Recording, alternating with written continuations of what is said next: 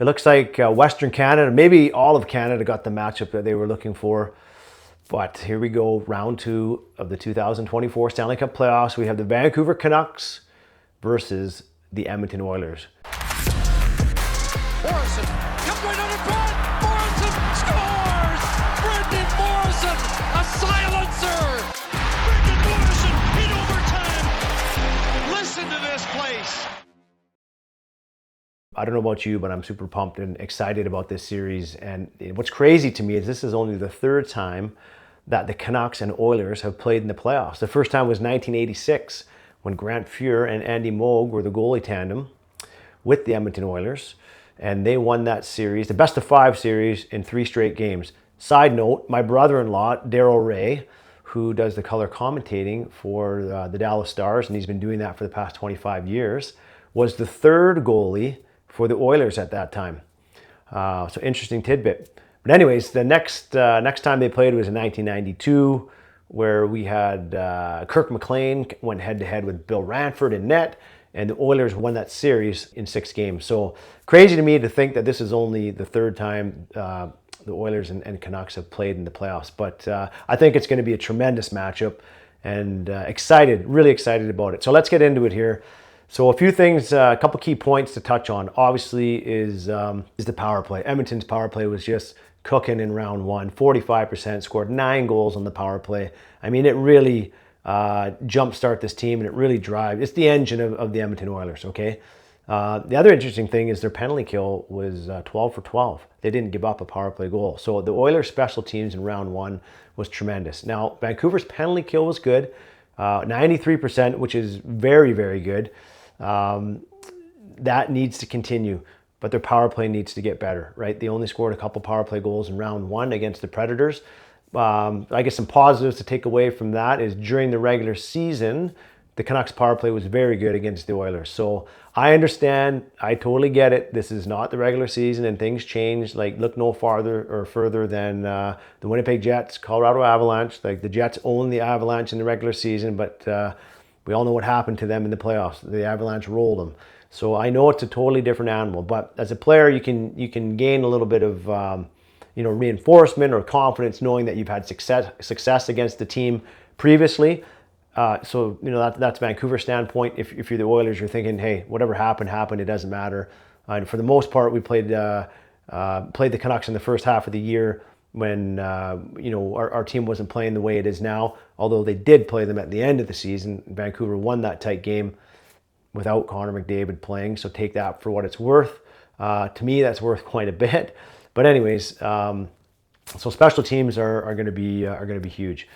Goaltending, right? Let's just get into it. If Thatcher Demko's playing in the series, it's not even a topic of discussion. I mean, he's hands down the best goaltender, but he's not, or it doesn't appear as though he's playing in the series. So it looks like the Canucks are going to go with Sheeloffs again, and he was outstanding in the first round. And we talked about this kid kind of having ice water in his veins. And so I feel confident in him. I think the team feels confident in him, showed that he can play in big moments, in big games, and has the ability to do that and look calm doing it. Stuart Skinner going for the Oilers, he played pretty well overall in round 1 against LA. Had one off night where LA put up, I think, 5 or 6 on him. There's a lot of pressure on Skinner. For this Oilers team in general, there's a lot of pressure. How many times can you hear it that McDavid needs to win a cup? He needs to win a cup. So I think for the Oilers, it's kind of managing those expectations on the outside and not getting too caught up in that or getting too worried about that. For the Canucks, I'm not going to say they're playing with house money, but I don't know if many people expected them to be here at the beginning of the year. And as a fact, no one expected them to be here. They weren't even supposed to be in the playoffs, but they won the Pacific Division, and they've had a great regular season under Rick Tocchet. And I think if they didn't win that first round, there would have been a lot of disappointment, but they deserve to be here, and they're a good team. So we got special teams, we got goaltending, we got matchups, right? So we have, some elite forwards on the Canucks. We have world-class forwards on the Oilers, right? Draisaitl, McDavid, they're 2 of the best players in the world. I mean, maybe 2 of the best players of all time. So that's a handful. Obviously, Zach Hyman had a tremendous year. On the back end, they got Evan Bouchard, who's had a great season. Vancouver, obviously up front, Besser leading the way in round one offensively, Miller right behind him there, two, all-star caliber players.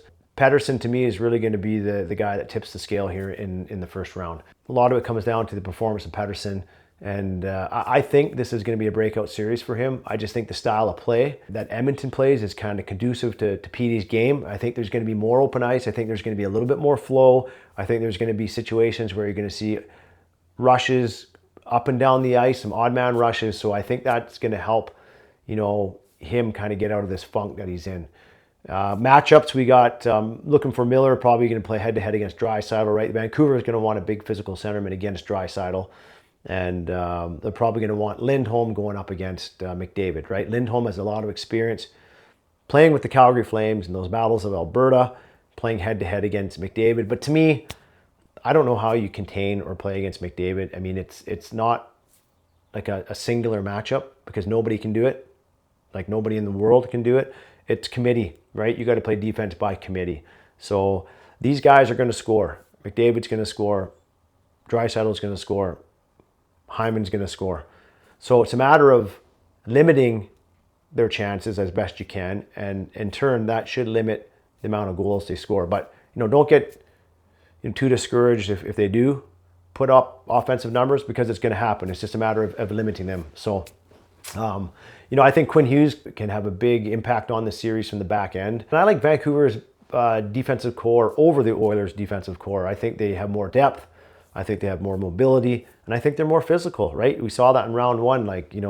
Nobody wants to play against Nikita Zadorov right now. I can tell you that. He's a monster of a human being, and he's mean. He's physical, but he can skate. He can jump in the rush. And he's playing his best hockey of the year. Physicality, continues with Tyler Myers, who's playing his best hockey probably in his career.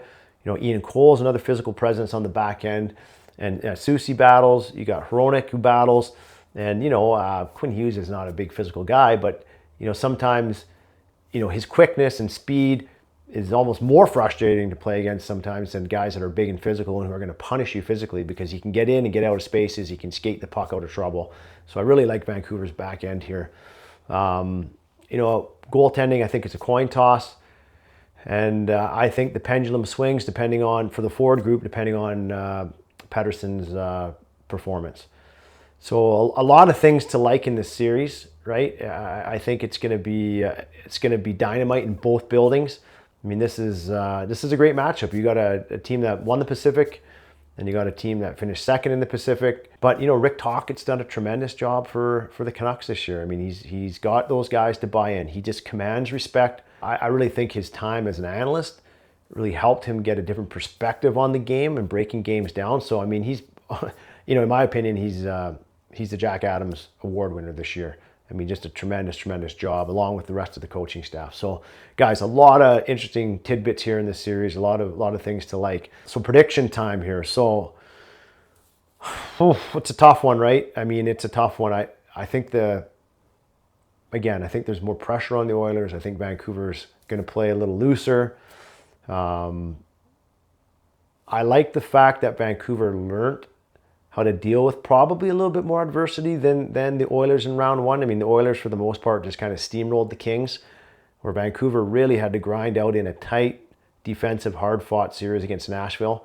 So they learned how to win by, playing team defense. So I think that's only going to help them in this series, that adversity they went through. So let's cut to it. I'm going Vancouver in 6, all right? That's a prediction. I think they get it done. If for some reason the Oilers win, I think they do it in 7. But I think this series is over in 6. I think Vancouver wins it. And I think it's going to be a great series. I think we're going to see a lot of entertaining hockey, some spectacular goals, a lot of skill, a lot of speed.